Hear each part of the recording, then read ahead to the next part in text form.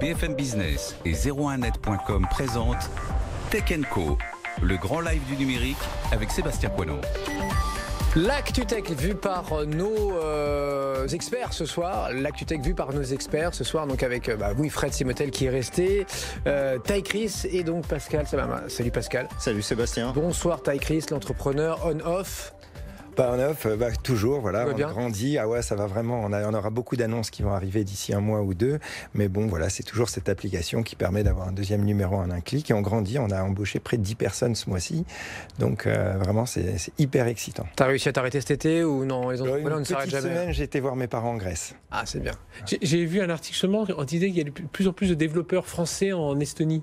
Oui, de toute façon, Et donc j'ai pensé à toi tout de suite. Ouais, il y a beaucoup plus de développeurs évidemment français, mais l'Estonie est devenue un peu l'Eldorado européen des startups. Oui. Après, évidemment, comme partout, les salaires ont monté et ont grimpé, et ça devient. Pourquoi les Français qui partent là-bas? Qu'est-ce qu'ils vont faire là-bas? Je pense que c'est le côté, on va dire un peu c'est à la Silicon Valley européenne. Toutes les startups sont là-bas. Il y a, je crois, 3 ou 4 licornes en Estonie, alors que c'est un pays de même pas de 2 millions d'habitants. Et il y a le côté russe, puisqu'il y a beaucoup de Russes, etc. Ils sont très très forts technologiquement. Mais nous, à nos bureaux, on a 45 personnes au bureau. On a 3-4 Français, mais après énormément de Russes, des Ukrainiens, des Estoniens, des Lituaniens. Voilà, c'est un peu tous les pays. C'est un pays du coup très, très innovant, très tech. Hyper innovant parce que vu que le pays est tellement petit, ils n'ont pas d'industrie, c'est-à-dire qu'ils ont le seul moyen d'arriver à réussir à faire des business, c'est tout de suite de voir vers l'international. C'est pour ça que les sociétés qui se construisent là-bas, Taxify, TransferWise, etc., ils ont tout de suite pensé à l'international. Même Skype a été créé là-bas. Ouais, Skype, oui. Ouais, c'est une boîte estonienne à la base. Bon, on reparlera de toi évidemment et de l'Estonie très prochainement. Alors les iPhones, on en sait un peu plus. Alors il y a moins de fuites cette année. Il y en a quand même quelques-unes. Et surtout, on a une date. Donc, pour la keynote, ce sera le 10 septembre prochain. Qu'est-ce que vous attendez, messieurs? Pascal, toi, à quoi tu t'attends, toi? Il y a Alors, c'est vrai qu'il n'y a pas de fuite. Il n'y a pas de design qui est sorti. Il y a des choses qui sont sorties. C'est assez grossier. C'est des montages pour faire du buzz. Crédible, non, absolument pas crédible. Alors, moi, ce que j'attends, c'est bien sûr, comme tout le monde, un peu plus d'autonomie. C'est de la batterie. J'ai appris que surtout le côté Face ID pour débloquer son iPhone va pouvoir se faire horizontalement. C'est un peu pas sympa quand même de devoir le mettre absolument horizontalement pour pouvoir débloquer. Qu'est-ce qui va se passer? Il va se passer que l'iPhone va pouvoir permettre de recharger ses appareils par induction. Donc va devenir une espèce de chargeur. Bon bref, des évolutions. Que la batterie tenait pas beaucoup si en plus il faut recharger ses AirPods avec son iPhone. C'est vrai que ça peut être pratique de temps en temps. À côté, des évolutions et pas de révolution. Hein. On attend d'Apple beaucoup d'autres choses que de l'évolution sur des. Est-ce qu'ils vont se mettre à la page selon toi? Taïg, on dit que voilà, ils sont largués, notamment sur la photo par rapport. Alors déjà, je ne crois pas qu'ils soient largués sur la photo. Hein. La qualité des capteurs iPhone, des iPhone X et XS en tout cas, elle est quand même pas mal. Alors bien sûr, Huawei et Samsung font des choses beaucoup mieux, et forcément, ils vont devoir rattraper en qualité de photo. Huawei est quand même. Oui, ils ont un zoom super, ils ont un grand angle, donc forcément ils vont innover là-dessus. Les composants sont en Chine, ils ont des sous-traitants en commun. Quand le dernier Huawei est sorti, vous vous rappelez, il y avait quelqu'un qui s'était mis en haut d'une tour, il y avait le zoom 30 étages, et il zoomait sur des gens qui étaient en train de prendre un café. Le zoom et même les contrastes 100 mètres plus bas. Alors là, c'est ce qu'ils ont dit. Il va y avoir un capteur basse lumière qui va permettre même de faire des photos en pleine nuit. Donc ils vont avancer, ça va être des évolutions. Après, il n'y a pas une vraie révolution là-dessus. Voilà. C'est vrai que le zoom, il était très impressionnant, mais je pense que Apple vont aller un petit peu là-dessus. Mais quand on regarde les téléphones de tout le monde, même les iPhones, si vous regardez dans vos settings, vous n'avez pas la haute qualité de photos par défaut. En fait, vos iPhones, vous pouvez augmenter la qualité, les monter en 4K, les photos et les vidéos, mais 99% des gens ne le savent pas. C'est-à-dire qu'ils n'ont pas des photos de qualité parce que simplement, ils n'ont pas été dans les settings, parce que si vous augmentez ça, automatiquement, votre stockage va tomber, et donc par défaut, la qualité est restreinte. Donc c'est juste pour dire qu'il y a beaucoup de pubs autour de la qualité des photos, mais 99% des gens n'utilisent que 30% de la qualité disponible déjà dans l'iPhone existant. Voilà. Après, en termes de photos, je pense que Apple, sur l'iOS 13, ils ont fait une grosse innovation sur la navigation dans les photos. Parce que vous pouvez naviguer il y a une sorte de petit bouton latéral où on peut naviguer par année, etc. Et ça range les photos. L'iOS 13, il n'est pas encore sorti. Toi, tu travailles déjà dessus, c'est ça? Oui, mais ils l'ont déjà. Ils l'ont présenté. Mais et on l'a déjà, les développeurs. Et on l'a déjà sur le téléphone. Et donc, toi, tu travailles dessus déjà? Évidemment, on doit prévoir déjà que on-off, que mon application fonctionne, quand ça va sortir. C'est quand? C'est octobre? C'est généralement dans la foulée des iPhones? Je pense que ça va être le 10 septembre. D'accord, dans la foulée de la le dire le lendemain. Fred, c'est plus très attendu ces keynotes, mais c'est quand même crucial parce que ça reste la vache à lait d'Apple, évidemment. Ces iPhones, c'est peut-être encore 2/3 de la rentabilité des bénéfices, etc. Et on s'en étonnait encore cet après-midi ensemble, toi et moi. Aujourd'hui, 4e, ils sont même plus sur le podium. C'est ce qu'on attend. Alors, Samsung devant. Huawei, et Oppo, un autre chinois. Voilà, on pourra parler de toutes ces améliorations, évidemment, un meilleur appareil photo, etc. On attend toujours des applications encore plus pointues autour de la santé, du sport, de la réalité augmentée, voilà, qu'on puisse jouer un peu plus avec son téléphone, ou l'interface que disait Tai, d'avoir des choses un peu plus faciles dans la navigation. Mais on s'attend aussi toujours à voir comment ça va se passer au niveau de la stratégie du prix, c'est-à-dire comment toute la gamme va se décliner derrière pour pouvoir aller attaquer, résister face aux Chinois qui sont en train de monter, tu l'as dit, Oppo, aller toujours coller à Samsung, rester au contact de Samsung, et puis tout ça, faut quand même se souvenir on sait que les résultats d'Apple dépendent beaucoup de la marge qu'ils font sur les iPhones, donc il faut quand même conserver cette marge, et donc je pense qu'aujourd'hui, au-delà de toutes ces innovations, je pense qu'il y a pas mal d'algorithmes qui sont en train de tourner pour savoir, tiens, si on descend celui-là à 900 €, on va en vendre tant, alors on peut descendre celui-là à 700, la gamme derrière, on va la descendre, on la mettre à 500. Donc il doit y avoir 200 personnes qui travaillent chez Apple. Alors, voilà, qui sont en train de jouer sur le pricing pour avoir vraiment cette progression du chiffre d'affaires. Et là, oui, c'est stratégique. Ça aussi, c'est quelque chose qui est attendu aujourd'hui. Bien entendu, à toutes les innovations technologiques. Non, mais là, ils ne peuvent pas trop dégrader non plus le prix des iPhone 10 qui sont quand même le fleuron des iPhones pour l'instant. Ils ne peuvent pas mettre s'ils mettent ces iPhones à moins de 1 000 €, ils vont avoir un problème. Est-ce qu'ils vont devoir mettre les iPhone 11 à vraiment beaucoup plus, à 14, 1500 €? Il va s'appeler l'iPhone 11 selon toi, ouais? On dit qu'il va s'appeler l'iPhone 11. Il n'y a aucune raison que ça s'appelle autrement. En tout cas, d'une façon globale, les gens attendent beaucoup de ces keynotes, mais je crois que les utilisateurs sont trop demandants. C'est-à-dire qu'ils ont envie que tous les ans, Apple révolutionne comme ils ont révolutionné toujours. Je crois pas. Je crois que les fans, mais qu'en fait, la plupart des gens maintenant s'en foutent, quoi. Ouais, mais ils veulent un téléphone qui fonctionne avec un bon appareil photo. Mais c'est vrai que sur ces keynotes, on attend souvent beaucoup, en tout cas quand on est fan d'Apple comme moi. Et je pense que ce qui est en train de se passer avec Apple, cette année, et ce lancement va être une année, va dire, assez similaire en termes de produits. Et ils doivent sûrement travailler en sous-marin à essayer de réinventer les téléphones avec les écrans flexibles qui vont sûrement arriver le jour où Apple va lancer un écran flexible. Là, ça va être une vraie révolution. Et je pense que ça arrivera peut-être pas dans 1 an, mais dans 2 ans. Mais le jour où ils vont arriver, là, il y aura un vrai changement dans nos téléphones. Ceci dit, en termes de design, c'est vrai qu'on peut se dire, on peut analyser et faire un petit peu de l'ésotérisme d'Apple, se dire si aucun design n'a fuité, c'est peut-être qu'il va y avoir une grosse surprise en termes de design. Il faut se rappeler que cette année, là, c'est une année impair, accusant Apple de ne plus innover en termes de design. Ouais. Tim Cook lui a répondu, tu vas voir ce que tu vas voir.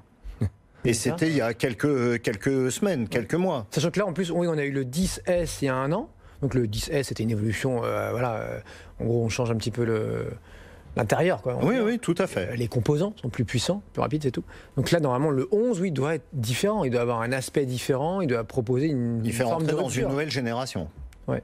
Après, mais il ne sera pas 5G, Fred. Non, il ne sera pas 5G, il ne sera pas Wi-Fi 6 non plus, parce que Wi-Fi, on parle pas Wi-Fi 6.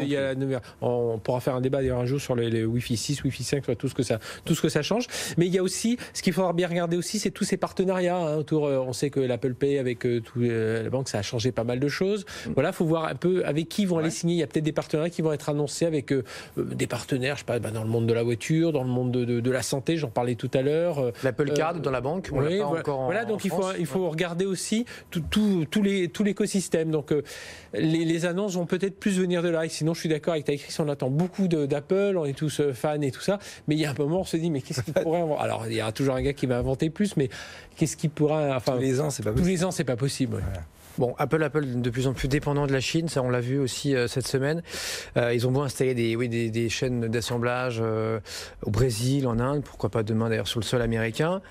Il y a des produits qui se vendent bien, comme les AirPods, l'Apple Watch, etc. C'est quand même 100% ou quasiment 100%, Pascal, fait en Chine. Ouais. Et donc, si demain Trump relève ses tarifs douaniers, forcément, c'est la crainte. Impacté. Alors, est-ce que Trump, il y a des négociations, on sait, ça a fuité que Tim Cook régulièrement appelle Trump et ils discutent ensemble justement pour savoir ni les États-Unis ni Apple n'ont intérêt à ce que les taxes sur les iPhones augmentent et pour que le prix de ces smartphones atteigne des sommes considérables aux États-Unis. Donc il y a une négociation. Qu'est-ce qui se passe quand même? On se rend compte aujourd'hui que les iPhones sont avant tout peut-être designés aux États-Unis, mais ce sont des produits chinois comme les autres. On se rend compte aussi qu'il y a des lois. On est en train de redéfinir un petit peu ce que signifie légalement le Made in. Le Made in, c'est quoi? C'est l'assemblage qui est fait en Chine. Il y a des avocats spécialisés qui disent non, c'est l'origine de la carte mère.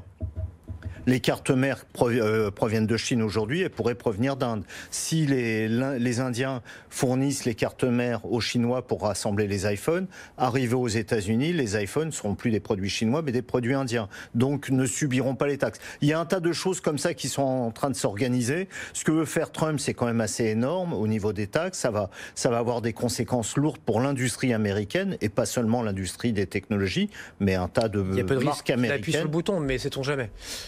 Il fait des grosses pressions et ça inquiète tout le monde. Google, pour ses enceintes connectées, cherche déjà à déporter une partie de sa production au Vietnam. Donc on voit qu'ils sont tous... Ils n'ont pas les sous-traitants. Il n'y a pas autant. Il y a un analyse qui dit il n'y a aucun pays dans le monde qui est capable de produire sur une chaîne de production 600 000 iPhones en une journée. Ça n'existe pas ailleurs. Avec tous les sous-traitants, les fournisseurs de composants autour, ça n'existe pas. Et puis autre chose, et Taï pour nous dire ça aussi avec l'endroit où tu travailles entre les Russes et les Ukrainiens et les Lituaniens, il y a quand même un aspect culturel aussi. Travailler avec un Chinois, c'est pas pareil que travailler avec un Vietnamien. C'est des relations qu'il faut redémarrer. Ça prend parfois plusieurs années pour se faire confiance, pour comprendre. Alors là, Apple ne le fait pas directement, il le fait via ses sous-traitants, c'est via Foxconn, via Pegatron. Oui, mais justement, c'est de la confiance qui s'est installée. Un oui vietnamien, c'est pas un oui occidental. Ça se fait. Donc il y a tout ça aussi à retravailler. Donc voilà, faut pas se dire que tout d'un coup, tiens, je déménage dans cet autre pays. Il y a tout un contexte aussi à recréer, quoi. Donc je pense que tu connais ça quand on travaille avec des étrangers. Ça serait compliqué. C'est là où, pour le coup, l'Estonie, c'est ce bon compromis parce que il y a ce côté pays européen. Je le vois. Si j'avais été dans d'autres pays, j'ai rien contre la Russie. Tous mes ingénieurs sont russes ou la Bulgarie ou quoi que ce soit. Toi, t'es basé là-bas, on le rappelle. Moi, je suis basé là, en Estonie. Mais c'est sûr que si j'avais été dans un pays qui était plus difficile, qui n'était pas en Europe, etc., j'aurais eu beaucoup plus de difficultés à installer la boîte. Je pars, par exemple, en Estonie, il n'y a aucune corruption. Je ne sais pas les pays où il y a de la corruption, mais ça aurait été beaucoup plus difficile dans d'autres pays. Voilà. Et la mentalité, c'est sûr que la mentalité, avec les Indiens, par exemple, j'imagine, je ne sais pas, j'ai pas travaillé, mais j'imagine que c'est très différent des Chinois. Et les Chinois, ils travaillent pour les autres là-dessus, sur ces produits technologiques depuis tellement d'années. Le système a été rodé de cette façon-là. Donc c'est clair que ça va être dur. Mais bon, après, on s'inquiète pas pour Apple. Non. Non, mais quand même, ils sont passés 4e. Ouais, mais je suis assez quand même bluffé de ça. Ils vendent quand même de moins en moins de téléphones et ils perdent surtout des parts de marché sur ce segment qui est lui-même pas forcément d'ailleurs en forte croissance, quoi. Ça me fait penser au PC il y a 10 ans, quoi. Et puis quand même on voit à quelle vitesse tous ces acteurs chinois sont sortis de produits like on copie et tout ça, et en quelques années comment aujourd'hui ces acteurs chinois imposent des marques. Cette semaine on a parlé des enceintes connectées avec Baidu là, qui est connu en Chine pour être le moteur de recherche, mais qui fait évidemment comme Google, il fait tout un tas de choses et notamment des enceintes connectées. Il en vend qu'en Chine. Eh bien, même en vendant qu'en Chine, ces enceintes connectées, c'est le 2e acteur mondial. Il a dépassé Google. Et lui aussi travaille sur la voiture autonome. Et il travaille. Et puis, quand on commence à regarder, on voit derrière Baidu. Alors, aujourd'hui, c'est Google, mais qui est derrière? C'est Xiaomi. Qui est derrière? C'est Alibaba. Donc, on voit toutes ces marques chinoises qui deviennent des marques. C'est plus seulement je suis en marque blanche et puis ensuite, ce sera Thomson. Enfin, ce sera les marques occidentales. Je prends une marque un peu plus ancienne, mais c'est leur marque. Ils font leur keynote, ils ont leur designer, etc. Et je trouve que voilà, et ça s'est fait très vite quand même quand on y pense, à l'arrivée de ces acteurs chinois. L'économie chinoise, c'est un écosystème chinois. Les sociétés chinoises travaillent entre elles, elles se soutiennent les unes les autres, elles fonctionnent bien entre elles, un peu comme le font les Américains dans les technologies, entre Apple, Google, Microsoft, qui sont bien sûr concurrents sur certains domaines, mais qui s'intègrent bien les uns avec les autres pour proposer des services. On n'imagine pas aujourd'hui un produit Apple sans du Google, sans du Microsoft à l'intérieur. Tiens, juste un mot, conférence internationale de l'intelligence artificielle, c'est 28-29 août ou à Shanghai. Voilà. on est en plein dedans, parce qu'ils font évidemment beaucoup de progrès dans l'intelligence artificielle. Bon, et on riait de Huawei, rappelle-toi, il y a 4-5 ans, enfin on souriait quand le patron disait nous on sera devant Apple bientôt, puis après on sera numéro 1. Et alors il ne manque plus qu'une marche, il n'y a plus que Samsung devant eux. Et finalement, oui, c'est peut-être d'ailleurs la prime à Huawei qui est quand même pas mal, quoi qu'on en dise, quoi qu'on en pense, qui a bien innové, quand un Xiaomi qu'on présentait il y a quelques années comme le Apple chinois a plutôt copié, et finalement ça se retourne contre eux aujourd'hui, jusque dans les Xiaomi Store, où finalement tu as aussi la table en bois à 1 mètre, réglée à 1,20 m, enfin comme dans les Apple Store. Et aujourd'hui, ça marche moins bien. On regrette qu'en Russie, par exemple, nous on dit toujours qu'il n'y a plus d'acteurs européens, donc on a perdu, il y avait des Matra, des Alcatel. Est-ce que dans la péninsule, enfin Europe de l'Est, est-ce qu'aujourd'hui on se dit, ou est-ce qu'il y a un acteur russe qui émerge dans ce domaine, vraiment sur le smartphone, dans ce domaine exactement, c'est les Chinois et les Américains, pas spécialement, mais en tout cas ce que je vois dans la mentalité russe, parce que je vais pour le coup beaucoup en Russie et mes ingénieurs il y en a beaucoup qui sont russes, c'est que ils sont vraiment, c'est vraiment à l'intérieur de leur pays. C'est-à-dire que, par exemple, ils ont Telegram, ils ont leur Facebook russe. C'est-à-dire un peu comme les Chinois qui ont, en tout cas en termes d'applications, qui ont leur navigateur, etc. Les gens, par exemple, en Russie, ne parlent pas beaucoup anglais. La grande population n'a pas appris l'anglais. Mais ils ne regrettent pas de ne pas avoir on n'entend pas des discours de dire tiens, on n'a pas notre fabricant de téléphone. C'est encore une fois les Chinois, les Américains. Non, ça s'entend pas trop. Ça s'entend pas trop. Franchement, ça s'entend pas trop. Et après, ils ont quand même certaines réussites, comme je te dis, le Facebook chinois et tout ça, Facebook russe, je veux dire. Qui s'appelle comment, rappelle-nous? VK. Contact, quoi. Contact, c'est Ils ont Yandex en moteur de recherche, qui est monstrueux aussi. Messieurs, vous restez avec nous 21h dans un instant. On va vous interroger sur l'IA, les dernières déclarations de Musk, qui n'en démord pas. Ça l'inquiète, les progrès fulgurants de l'intelligence artificielle. On vous interroge là-dessus. Dans une seconde, on parlera aussi évidemment de la French Tech. Il n'y a pas que les GAFAM, la French Tech en pénurie de talent, et qui fera sa fête dans un peu moins de 3 semaines. France Digital, ça tombe bien, tu es au bord de France Digital. Taïg, on t'interrogera là-dessus. Juste une courte pause, on se retrouve dans un instant. Tech & Co. Le débrief de la tech. Avec nos invités ce soir pour revenir sur l'ActuTech de cette rentrée 2019. Taïg Chris, l'entrepreneur à la tête de On-Off, pour vous permettre d'avoir un deuxième, un troisième numéro de téléphone sur votre mobile. Fred Simotel, Pascal Samama aussi de BFM Echo. Messieurs, est-ce que vous êtes plutôt Jack Ma ou plutôt Elon Musk? Parce que Musk a renouvelé ses craintes sur l'IA cette semaine. Il nous dit, voilà, ça va trop vite. Les PC, Fred, t'as lu ça comme nous, les PC vont à une vitesse folle et on va se retrouver largué tôt ou tard, quoi. Il alerte, alors ça y est, ça s'agit aussi, il a ses périodes, Elon Musk, un peu, il a un côté cyclotimique parfois où il faut aller à fond, puis tout d'un coup il s'agit. Et c'est vrai que là, c'est une conférence qu'il a donnée en Chine justement sur l'intelligence artificielle. Il dit du patron Alibaba. Voilà, il dit attention de pas aller trop vite. On parle beaucoup d'éthique, donc on sent vraiment que et lui où il alerte parce qu'il le dit très fort à un moment. Il dit j'ai l'impression que il faudra qu'un robot tue quelqu'un pour qu'on commence vraiment à s'inquiéter. Donc je pense qu'à force de parler de tout ça, il se rend compte, il sait très bien là où il va. C'est pas des savants fous, tous ces gens-là. C'est quand même des entrepreneurs. Ils ont envie que les choses avancent. Ils cherchent l'innovation, etc. Et ils voient quand même que qu'ils ont un rôle à jouer sur le monde du futur, quoi. Je pense que vraiment, je suis pas dans leur tête, mais j'imagine qu'ils s'interrogent un peu ce qu'ils sont en train de créer comme société, qu'ils soient pas en train de créer un monstre complètement dingue. Et Elon Musk, oui, on le voit là aujourd'hui. Alors on sait qu'il a sa société Neuralink qui doit connecter le cerveau à une intelligence artificielle parce qu'on reçoit tellement de données que notre cerveau un jour sera plus capable d'absorber tout ça ou de mémoriser tout ça. Donc il travaille là-dessus. Mais voilà, il alerte vraiment et je pense que c'est plutôt pas mal que des gens comme ça. On a déjà eu Stephen Hawking, ce scientifique. On a Bill Gates aussi qui a dit attention là où on va. Voilà. Après, c'est une façon aussi de dire, il est en Chine, de dire dire aux Chinois, bon, n'allez pas trop... Prenez pas trop d'avance, quoi. De dire, voyez... Ça pourrait se retourner contre vous aussi, quoi. Ça peut se retourner aussi contre vous un jour. Bon, t'as écrit... Non, mais là-dessus, c'est clair que les gens voient ça très très loin, parce que la route est encore longue avant qu'on arrive à créer une vraie intelligence totale, c'est-à-dire un ordinateur qui arrive à réfléchir 100% par lui-même, qui peut apprendre des choses finalement comme un humain avant qu'on arrive à cette intelligence universelle. Il faudra, je pense qu'on attend pas mal d'années. J'avais parlé à des ingénieurs extrêmement, certains des plus forts, un des fondateurs de Siri avec qui j'avais parlé, qui m'a dit on est vraiment au Moyen-Âge là-dessus, avant que ça sorte, ça sera loin. Par contre, tu parles de Luc Julia ou c'est en autre ? Comment ? C'est pas Luc Julia, non ? Samsung ? Si. Okay. Et donc le jour où on aura ça, par contre, là, c'est vrai que ça va devenir extrêmement dangereux. Parce que, en réalité, pour comprendre juste comment ça se passe, si nous on a envie d'apprendre une langue, on est obligé de passer des centaines d'heures pendant des années pour l'apprendre. Un ordinateur, le jour où on aura cet ordinateur intelligent, il suffit de lui rajouter de la puissance, et donc il peut apprendre en une seconde des milliards de choses. Donc ça veut dire quoi ? C'est que cet ordinateur intelligent sera concrètement, à partir du moment où il a une vraie intelligence, 1000 fois, 10 000 fois, 100 000 fois plus intelligent qu'un humain.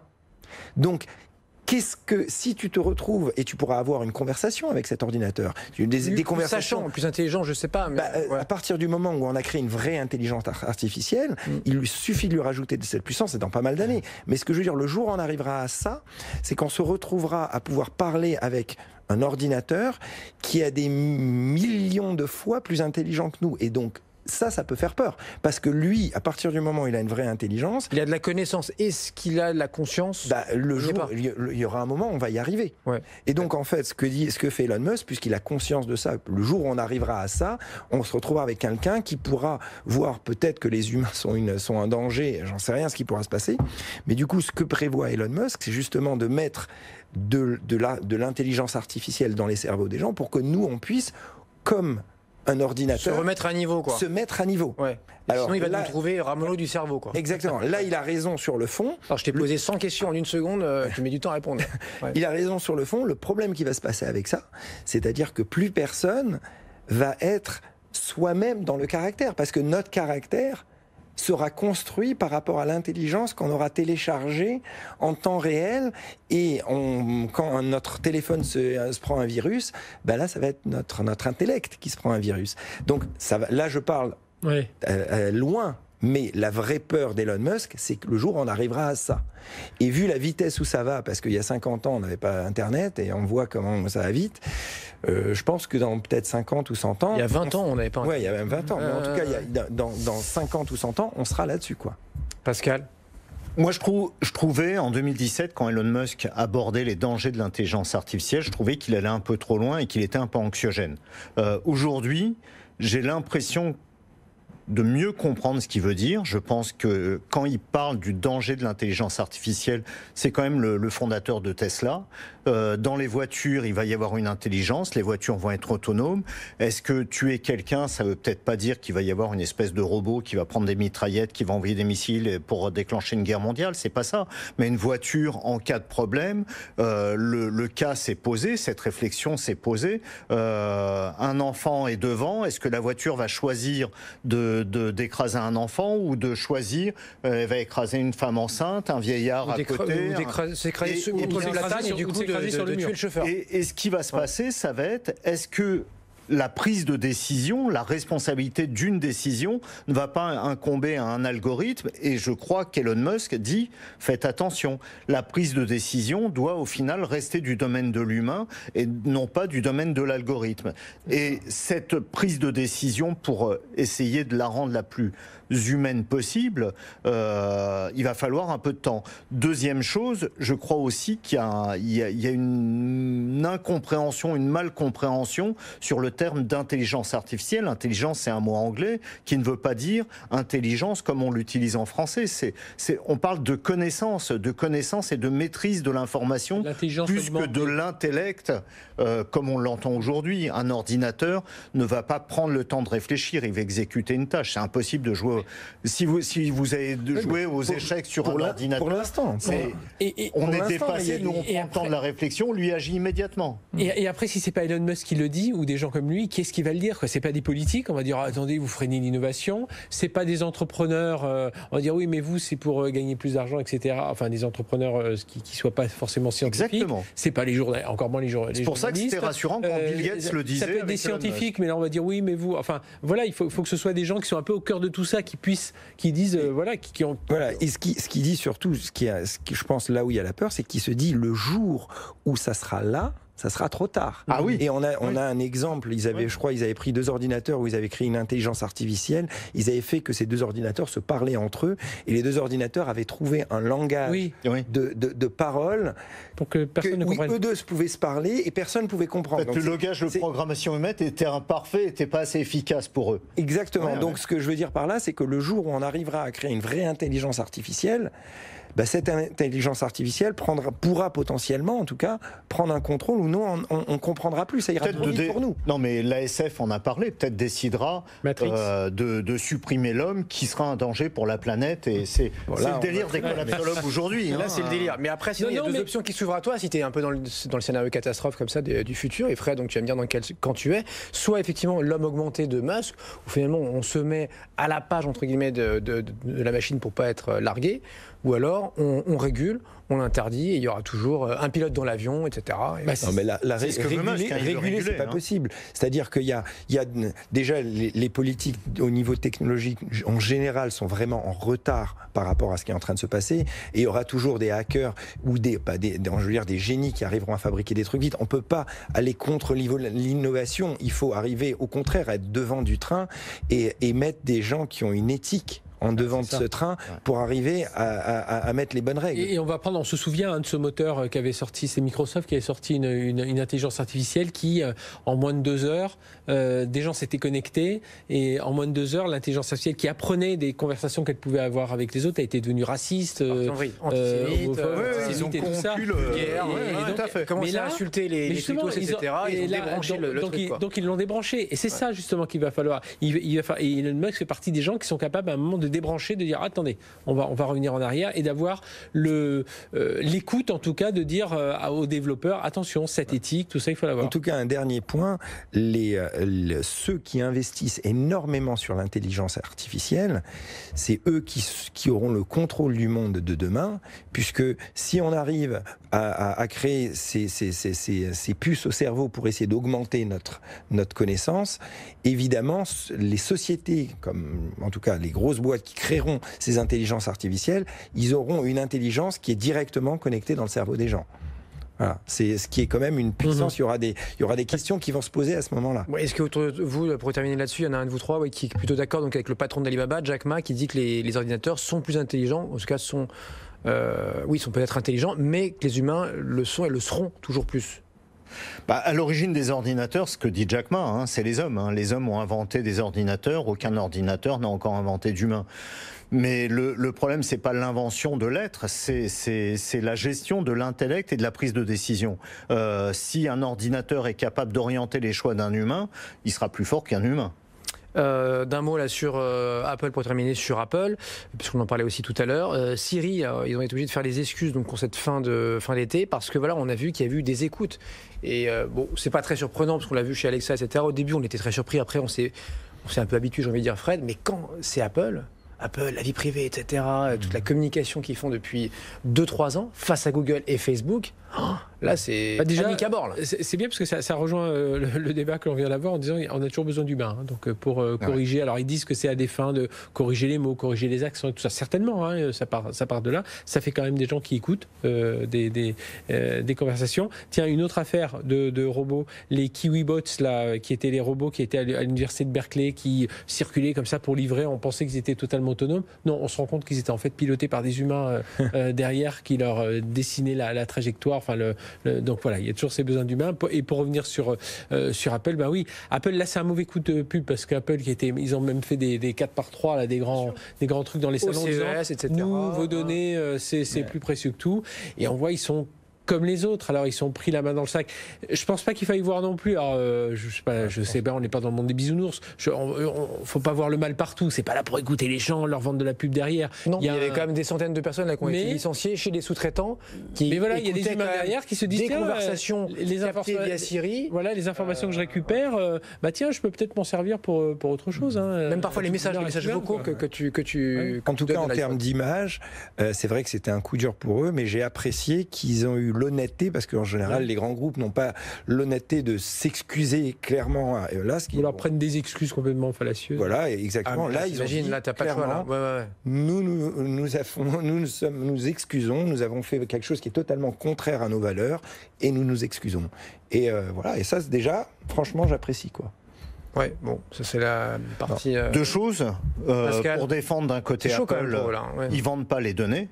Ces données, ils les ont utilisées pour améliorer leur système. Et de toute façon, on sait très bien que pour améliorer un système de reconnaissance vocale, il faut absolument écouter et corriger les mots. D'accord, mais ils passent leur temps à dire on n'a pas accès à vos données, on peut pas savoir ce que vous faites, c'est une boîte noire. D'ailleurs, quand il y a des attentats, des accidents, etc., on peut pas collaborer avec la police puisque ce sont vos données, qu'elles sont cryptées. Ils ont forcément accès aux données. Par contre, les données sont bloquées, ne sont pas vendues, ne sont pas commercialisées, ne sont pas fournies même à des autorités policières de justice quand il y a un problème. On l'a vu au moment d'attentats où ils ont refusé, pas refusé, mais ils ont dit qu'ils étaient dans l'incapacité technique. Refusé, oui. Et une start-up israélienne a réussi à dévoiler l'iPhone, quoi. Donc c'est possible.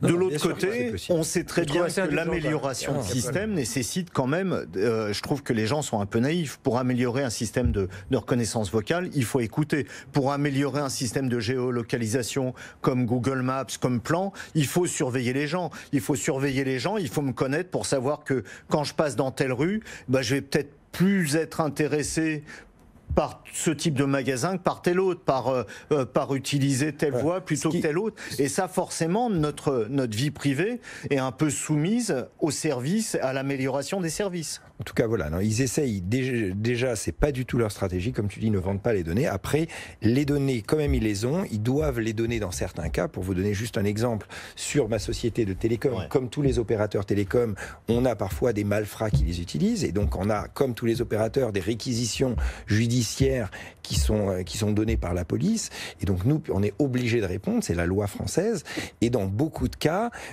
on doit donner également des identifiants, pas les identifiants, mais en fait, le code de paiement d'Apple, et les autorités françaises doivent déchiffrer ça auprès d'Apple, et ils le font.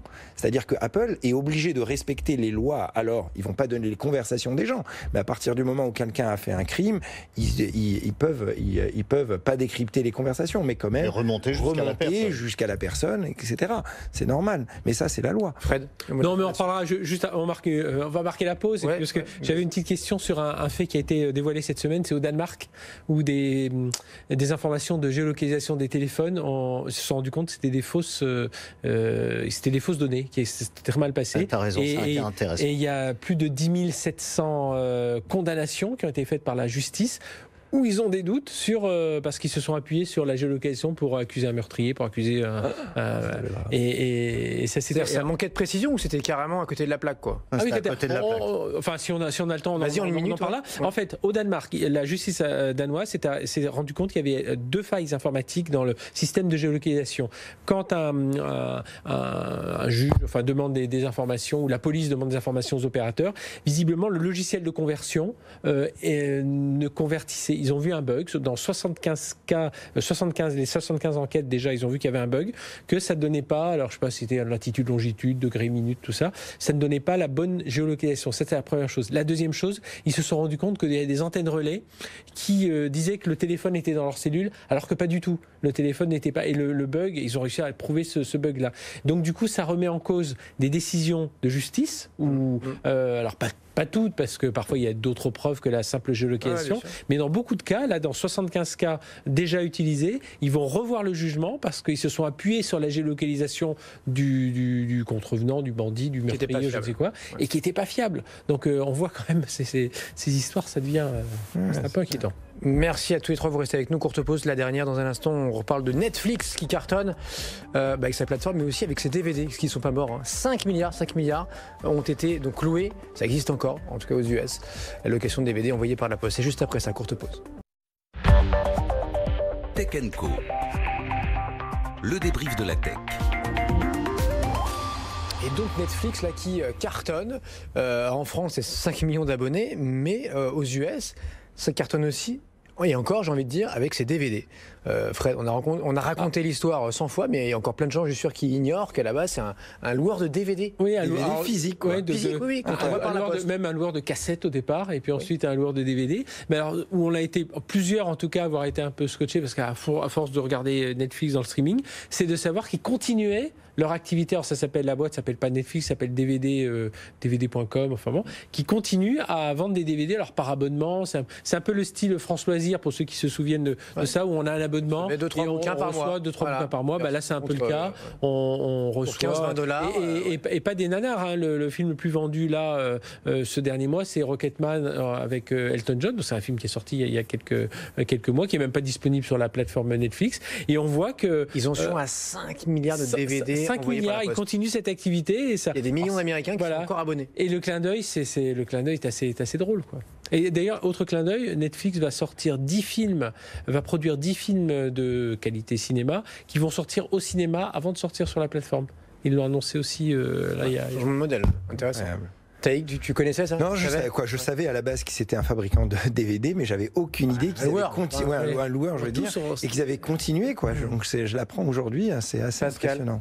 C'est un cas d'école, c'est un cas d'école parce que Netflix, c'est peut-être l'une des rares sociétés des nouvelles technologies qui a un succès pareil, qui n'est pas une start-up, qui n'est pas née dans un garage. C'était le vidéo futur des années 80-90. Et plutôt que de détruire l'ancien modèle, on parle d'ubérisation, on a parlé de disruption sans arrêt, c'est l'ancien modèle qui est détruit par le nouveau. Et ben là, ils ont continué l'ancien modèle en lançant en parallèle le nouveau. Comme tu dis, s'ils lancent des films, c'est toi qui le disais, pardon Frédéric, s'ils lancent des films au cinéma, ça ne va pas détruire la plateforme en ligne, ça ne va pas détruire totalement les locations de DVD. Les locations de DVD, je crois qu'ils ont encore combien, 12 millions d'abonnés à leur service qui reçoivent chaque semaine. C'est plus que ça, c'est-à-dire que Reed Hastings, il y a une dizaine d'années, quand il lance Netflix, il dit à l'équipe qui est détachée donc, de la partie DVD, allez-y, lancez ça, on verra si ça marche, et si ça marche, j'investirai. C'est-à-dire que tout ce que vous allez gagner, etc., et si ça marche mieux que les DVD, tant mieux. Alors c'est un peu rageant parce qu'il y a un tas de sociétés de l'ancienne, qu'on appelle de l'ancienne économie, qui doivent se dire j'aurais dû le faire. J'aurais dû le faire. Ces types sont pas plus intelligents, on n'est pas plus bêtes qu'eux. On aurait pu tenter, et on voit aujourd'hui que les loueurs de DVD, les loueurs de cassettes vidéo qu'on connaissait quand on était gamin, ils sont tous morts.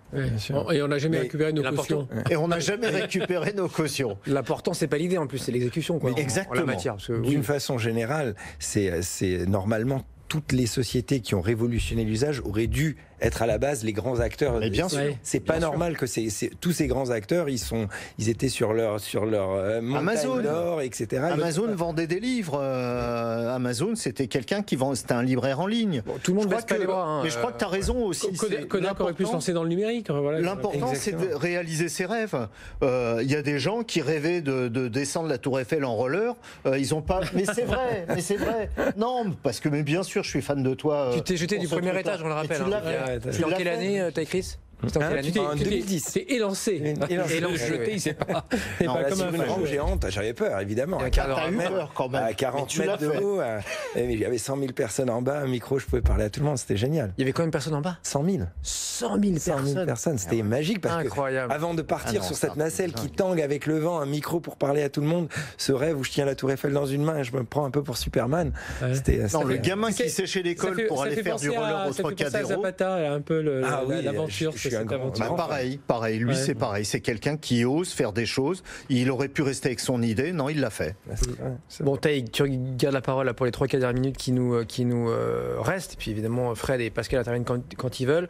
Tu es un ambassadeur depuis quelques mois de la French Tech, puisque tu fais partie de l'équipe de France Digital qui rassemble et les investisseurs et les entrepreneurs. On connaît notamment le vice-président Jean-David Chamboredon qui vient régulièrement nous voir, ou le patron fondateur de Blablacar, Blablacar, évidemment. Ouais, Fred Mezzella, merci. Et donc là, vous organisez dans moins de 3 semaines, le 18 septembre, votre grand raout, votre grand messe annuelle. Exactement, le France Digital Day. Ouais. Voilà, c'est le 18 septembre, donc il faut venir.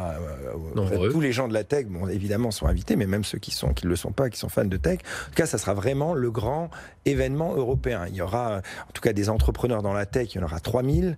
Il y en aura 20 qui ont créé des billion dollar companies. Pour faire un saut, comme ça, il y aura 100 000 personnes qui viendront. Mais donc voilà, donc ça sera vraiment un superbe événement qui a lieu déjà depuis plusieurs années. Ça sera au musée des Arts Forains. Magnifique d'ailleurs, allez le voir, ce musée des Arts Forains, c'est super. C'est vrai. Dans le 12e arrondissement. Près de Bercy. Et on aura en plus la chance carrément la veille d'avoir la soirée de lancement à l'Elysée avec Emmanuel Macron, le président, qui devrait annoncer quelque chose. On ne sait pas évidemment. C'est-à-dire un fonds à 100 milliards pour la French Tech. La fiscalité, des investissements. Mais en tout cas, clairement, les startups françaises ont besoin d'attirer des talents parce que les gens ne se rendent pas compte, mais quand on a une boîte de tech, c'est la folie pour trouver des ingénieurs. C'est juste, ou des gens talentueux. Ou des commerciaux.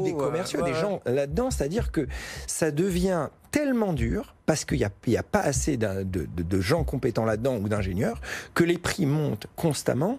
Et donc, il faut non seulement former énormément, parce que l'industrie, je veux dire, en moyenne, par exemple, les startups dans la tech qui embauchent des gens, ils sont à 92% en CDI. Moi, je parle à tous mes potes entrepreneurs, je leur dis, est-ce que tu veux embaucher des gens? Ils me disent, mais présente-moi des gens, je les embauche demain. C'est-à-dire qu'il y a vraiment, et il faut que la France et le gouvernement doit vraiment pousser pour augmenter les talents en France et faire venir de l'étranger. Oui, il y a un problème d'inadéquation là. Oui, tu imagines faire venir de l'étranger. Tu as un pays à 3 millions de chômeurs, c'est ça. Au bas mot, et en face, des boîtes, des milliers de boîtes qui ne cherchent que ça, qui ont 5, 10, 50, 100 salariés et qui voudraient grossir, mais qui n'arrivent pas. Et vu qu'ils n'arrivent pas, ils payent des prix de plus en plus hauts.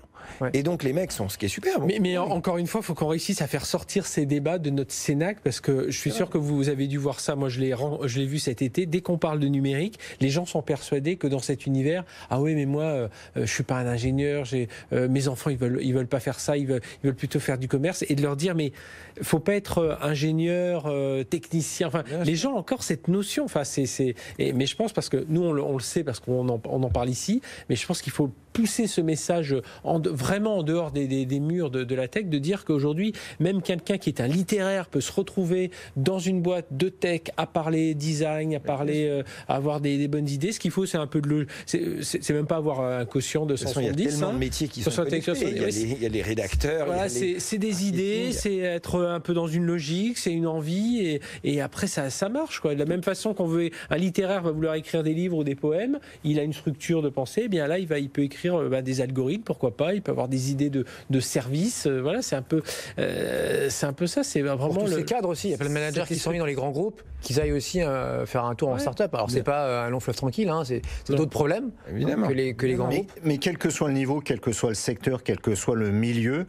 il ne peut plus y avoir d'économie ou de profession hors de la tech. Il faut arrêter de parler de la tech, et je suis d'accord avec Fred. Hein, du digital, c'est pas un vase clos. On parle pas entre gens de la tech. Un mécanicien utilise des technologies, utilise du digital. Un agriculteur, on le voit, toutes les professions. Il faut arrêter de sectoriser. Non, maintenant, aujourd'hui, le digital est partout et dans tous les secteurs. Il faut intégrer. Mais nous, on en est persuadés, il faut réussir à porter. Nous, on en est persuadés depuis longtemps. Et donc, France Digital, en tout cas, France Digital le fait à fond. Là, par exemple, lors du France Digital Day, on fait une compétition de start-up avec des talents. Donc tous les membres de France Digital, on fait le jury là par rapport à ça. Donc on voit plein de start-up pour essayer, non seulement de coacher les jeunes start-up et tout ça, et voilà, donner la chance à tout le monde. En plus, pour les gens qui ont des idées, les développeurs existent. Enfin, j'imagine quand Netflix, Redactings, il vend ses DVD, c'est pas lui qui s'est dit tiens, je vais développer une plateforme, je vais récupérer les datas des clients, il s'est dit tiens, je vais diffuser mes films sur Internet. Et puis là, il a rencontré des techos qui lui ont dit c'est possible, on va coder les films, et puis les gens s'abonneront. Voilà. Donc c'est on peut être un commercial, on peut être un littéraire, on peut être un poète, et puis finir et avoir une belle carrière dans le digital. Merci à vous, messieurs, d'avoir été avec nous ce soir. Taïg, à très bientôt. À très bientôt. Un grand merci. On essaye, on télécharge et on chope un nouveau numéro. Pascal Samama, à très vite, Pascal. Et Fred Simotel, qu'on retrouve dans 10 minutes pour l'Actu Tech du jour. Dans une seconde, 21h30, courte pause.